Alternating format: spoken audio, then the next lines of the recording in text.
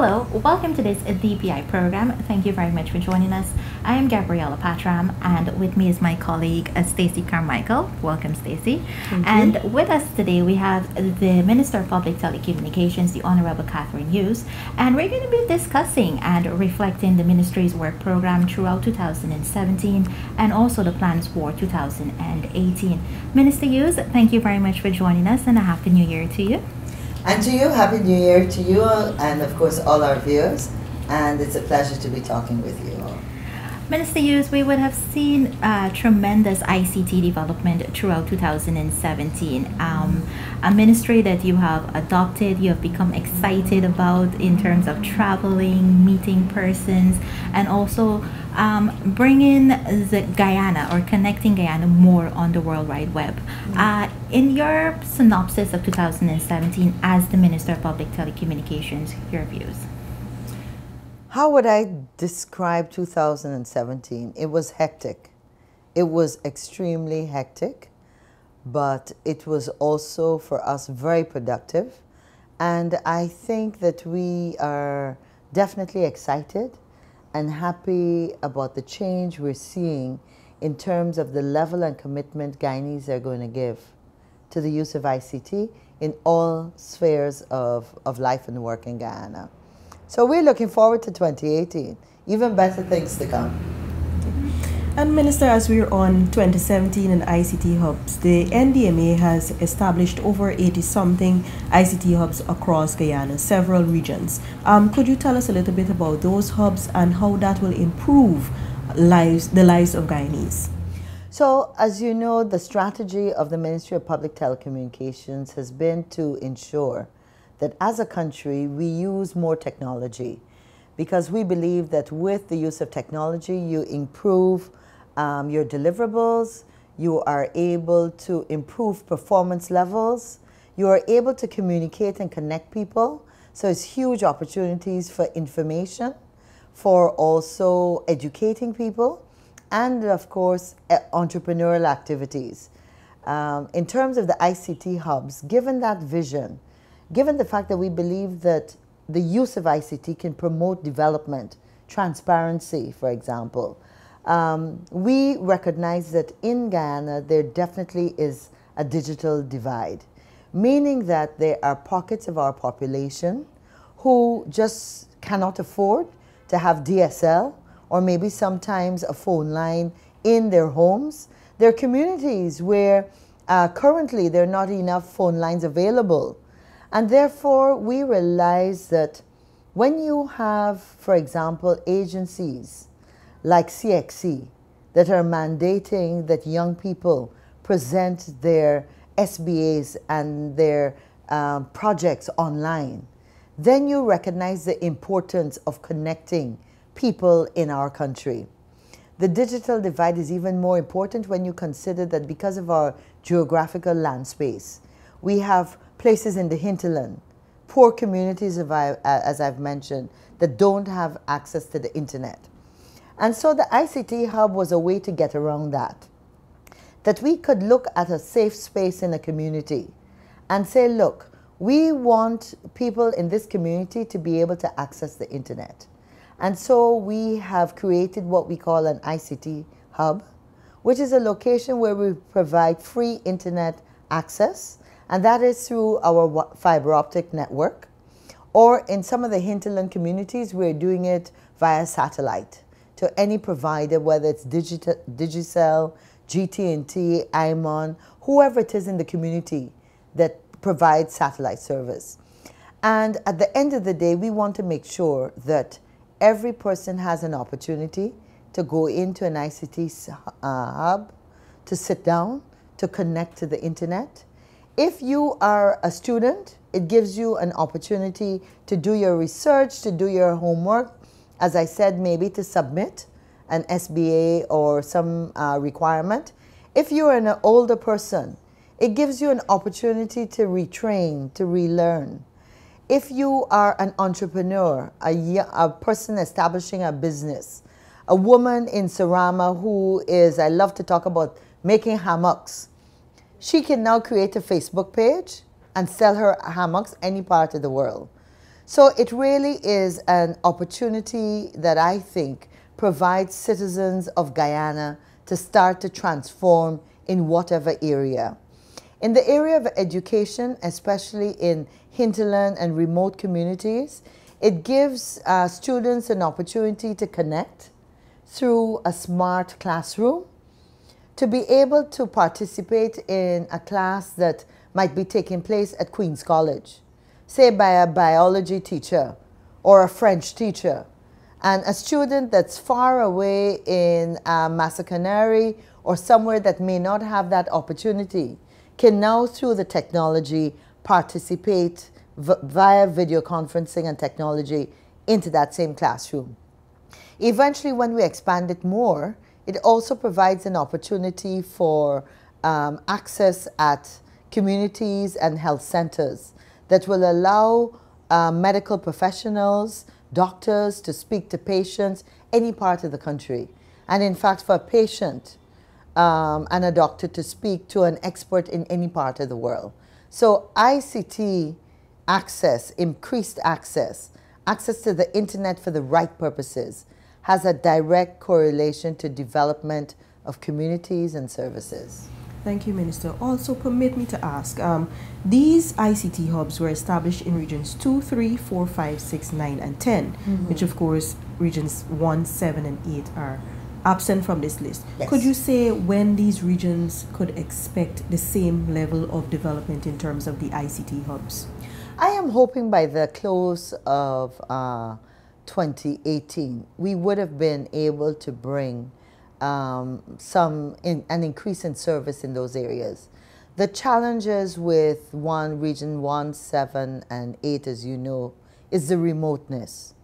And unfortunately, there are areas that the private sector has not seen it financially viable to provide service in those areas. And therefore, we are committed that the government will come in and provide more services. But for us, the agenda was, we want to start this process, we want to move rapidly, and therefore it was easier to start along the coastal plain and around areas where there was a facility and an opportunity to bring the technology to the people. In 1, 7, and 8, it takes a little more planning, it takes a lot more funding, but we make a commitment that we're going to get there. Okay. Thank you so much, Minister Gabby.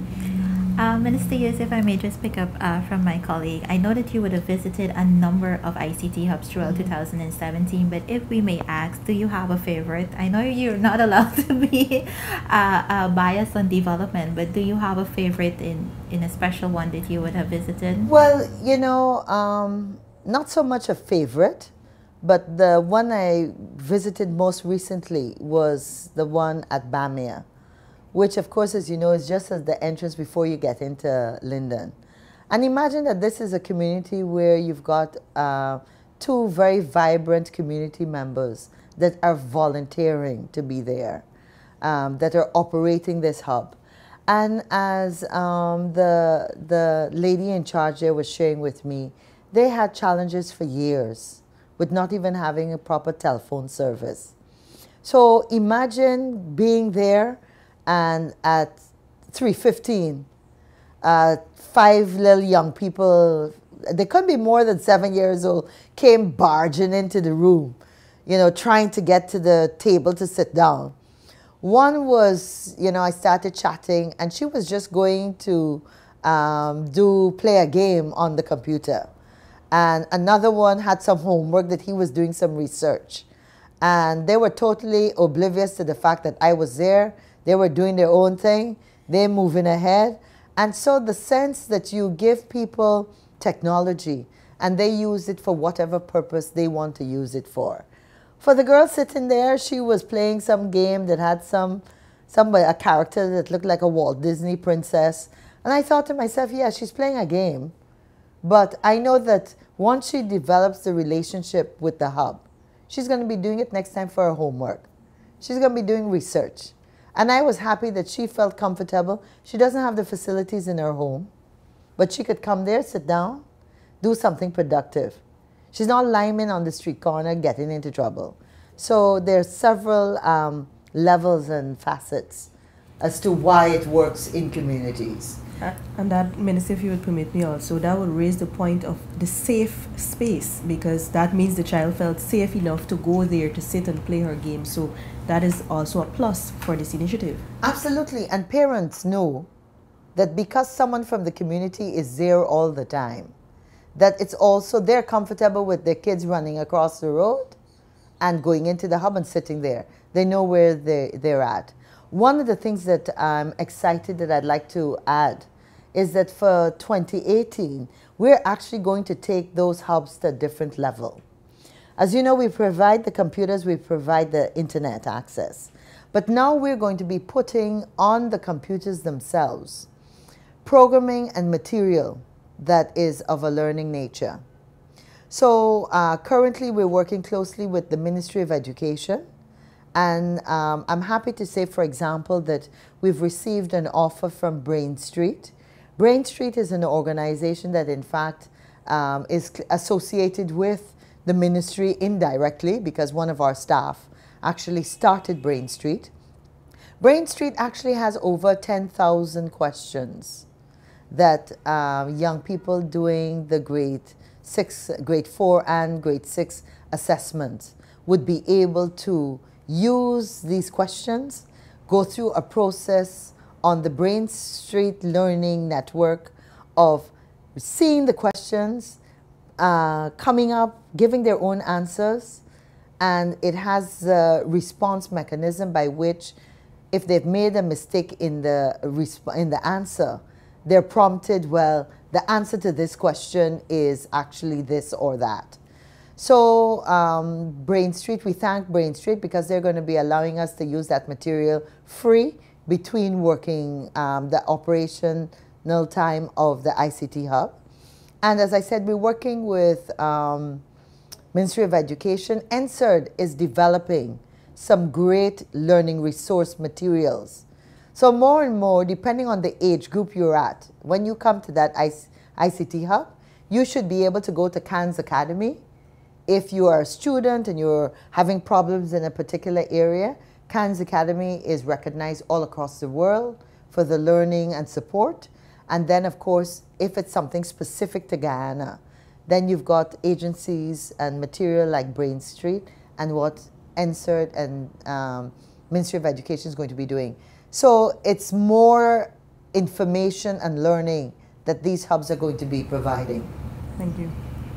Well, Minister, you've already went into your 2018 Yes. Work program, and we can definitely see that you're very much excited.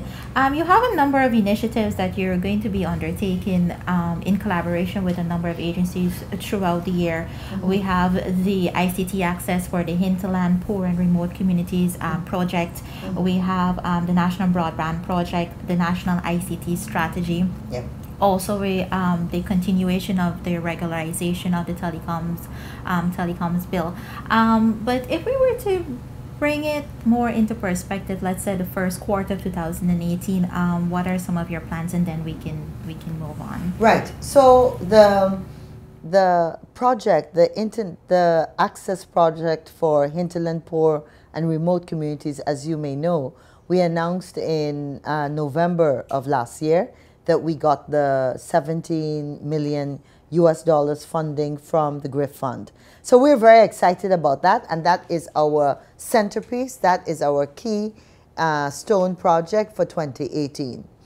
We are now in the process of looking for the staff that we will need to run the project. We are working closely with UNDP because they're the implementation, the agency that's going to be overseeing the implementation of the project. That project actually provides an increase in services, online services, that the government of Guyana will provide to its citizens. And by that, most Guyanese think of it in terms of us talking about providing passport services online. But it goes into every possible sphere that you can imagine. I've talked about a driver's license application online, a business registration application online, NIS being able to go to a government portal And by that I mean that in time we want to know that all the government services are in one location. So maybe you would go to www.guyana.gy. whatever it is.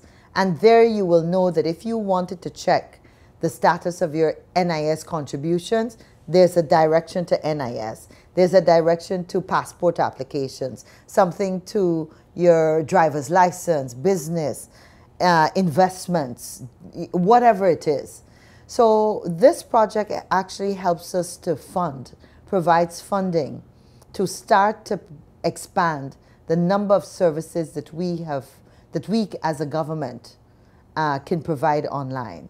This again has tremendous benefits for a more useful way of using time, meaning that the consumer doesn't have to go to these locations, doesn't have to line up for hours to get service. And then it also has a very important component in terms of transparency. You know, we have been dealing with problems and challenges that are systematic to Guyana for the last 20, sometimes 25 years. And so the issue of corruption and needing increased transparency in the things you do is a real issue for us in Guyana. Unfortunately, at the end of the day, we have developed, and here I speak personally, a culture of thinking that run-ins is okay. And I know in several of the ministries, a lot of time is being spent getting rid of the runnings and the individuals that are taking advantage of how things should work. And the government has a zero tolerance for that kind of activity. And so technology, I'm excited, forces individuals not to have to speak to somebody in an agency and be tempted to say, man, I'm going to give you $5,000. I'm going to give you a Granger, and I want the birth certificate in 2 hours. I mean, we don't like to talk about it, but this is a reality of what happens in Guyana today. And so I see that the more we put these services online, there's no face to the person that the consumer has to interact with. And I am confident that in time, that is how we will start to eradicate the challenge of lack of transparency and corruption. I know that was a little sidebar, but getting back to the project itself, it also has the opportunity to provide far more ICT hubs across the country. As you know, we are just at about 86. And eventually we want to get to the range of about 250. In every single community, we want citizens to know that if you don't have internet at home, if for some reason you don't have internet in a service provider, government agency or whatever, there's one place at least that you can go and have access free of charge. One of the challenges, especially in the hinterland, we're focusing on hinterland and rural communities and poor communities, because when we did our assessments, we realized that traditionally they have been excluded. In Georgetown, if you don't have internet at home, there's an internet cafe that you can go to. But in many of these rural communities, that does not exist. And so that's why I say that the digital divide is real. In some places, there's only one cell phone company or none. There is no internet in many communities. So this project starts to give hinterland and poor remote communities an opportunities to start to develop. How do we do that? As you can imagine, I mentioned that we want to create more internet hubs. But in many of these communities, the reality is that there's no regular electricity. And that's why there's a very strong solar and renewable energy component to this project. This project provides that in each of these hubs that we are going to be creating, in each of the government agencies that we're going to be providing internet access to, whether it is, you know, a department of the GRA, a department of the passport office, a ministerial office, a pension office, a post office. All those are folks, are agencies and organizations that are targeted, and therefore we will be providing solar energy as an add-on to ensure that the hubs can be productive, that we can achieve the goals that we have set. So that project is really very, very exciting. And as I said, we're getting the people on board. We've got a good concept of the project. We had consultations with representatives, a few of the Tushaus, the stakeholders that will be impacted. We had a very comprehensive consultation with them in October of last year. So we've got comments from them. So we're we're excited. We're excited. Minister Hughes, under this project, training for individuals, I'm sure will be a big component, which is something that you've been very big on, because you can provide the technology, you can provide the computers and so on, but if there are some persons who are not aware of how to access the internet or how to use a computer, so is training an important component under this project? Absolutely. We actually created a unit in this ministry called the Industry and Innovation Unit, and if you go back to the budget, it's a specific program with its own budget, and it was precisely for that reason. We recognize that in Guyana, many people just have not had the opportunity. Traditionally, if you're living on the coast and you're lucky enough to go to one of the top schools and your parents have money, then you've grown up in that environment. But we have a very important section of our population that we intend to target and reach out to. And so we are providing training on a series of different levels. Through the Industry and Innovation Program, we actually have been doing training already. We were able to start some last September, and we actually trained something like, I think it was maybe 49 individuals on the Soesdijk-Linden Highway. We had training sessions on the weekends. And the training is on different levels. Some communities, especially at the ICT hubs where we're going to be doing training also, the training has been basic and introduction to computers, which includes being comfortable with a computer, internet access, how you create an email address, how you would communicate by email, maintaining an email account. And then, of course, we've branched off depending on the community and the level, into social media, because we see that as a key way for entrepreneurs to market their products internationally and locally. And then, of course, training has also been in other very specific areas for a higher level of student. By that I mean we have a cadre of ICT individuals, young people that know the phone back to front, they know a computer back to front, and so we want to encourage them to get into programming. We want to encourage them to get into a higher level of computer literacy. And so we're providing training on that level. But exciting is that in March of this year, we hope to open the Center for Excellence, which the government of Guyana has worked closely with the Indian government to establish. And that center will provide training that bridges the gap between the public sector, because we have several individuals in the public sector that need retraining and constant upgrading of skills, but also it provides training that the private sector needs.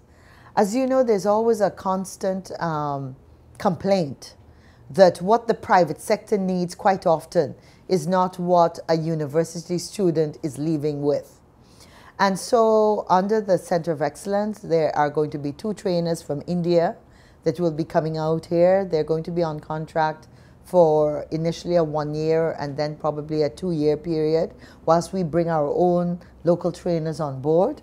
And they're going to be doing an array of training and preparing citizens and the public sector, most importantly, for training that is relevant to the services that we're talking about providing. I think both of those initiatives within the ministry and within the Center of Excellence will prepare us well to deal with the training issues. And as I mentioned, it is from a basic introductory level up to programming, the development of apps, data processing, all kinds of things. Thank you, Minister. And as we wrap up the program, could you give us some closing remarks as it relates to your sector and what Guyanese can look forward to in public telecommunications? There are several. I see 2018 as the year when we can actually start to run the 100-meter dash, so to speak. We were preparing the environment. We were looking at the landscape. We were engaging and talking with people and seeing what the needs were. And then we got started. We have connected 94 schools. Actually, we've connected 94 ministries and agencies now with free internet access. And it's not just ministries. It is the aquatic center. It is the sports hall. It is all these other supporting agencies and that have government work to do, so to speak. And then we've connected, as you know, about 101 high schools. This year we're looking closely at primary schools. We're working with the Ministry of Education. There are a couple of more important considerations, safety considerations, cybersecurity protection that needs to be put in place before we can connect the smaller kids, so to speak. But that is an area that we're going to be running with, connecting the schools. We want to create some more hotspots within the general landscape of our country. I mentioned the ICT hubs. Under the project too, and within our ministry, we've also hired and we've developed a very strong business unit. So one of the things we're going to be doing this year is that as we identify individuals for training, the new entrepreneur, the ICT person that is creating apps, we are now connecting it to where is it that they can get funding to develop their business, to develop the service that they're offering. So we're not saying to, especially young people, you know I have a bias for the young people, but we're not saying to the young people that are just moving ahead with this program that we're going to give you the skills and leave you there. We're giving you guidance on the avenues you can get into in terms of from a business level, from an entrepreneurial aspect. There are a couple other things that we want to focus on this year. We have a national broadband program that I'll be speaking a little more about.